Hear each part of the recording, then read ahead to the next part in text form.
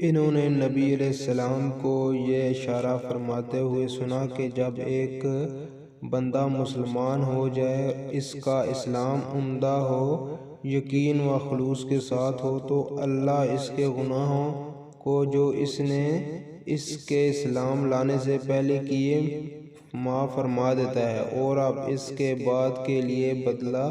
شروع ہو جاتا ہے، یعنی ایک نیکی ہو 10 گنا سے لے کر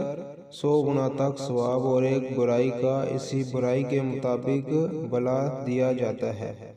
مگر یہ کہ اللہ تعالیٰ اس کی برائی سے بھی درگزر کرے اور اسے بھی معاف فرما دے، یہ بھی اس کے لیے آسان ہے۔ صحیح بخاری حدیث نمبر 41۔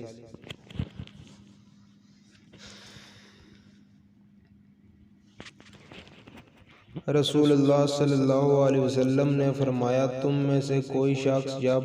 اپنا اسلام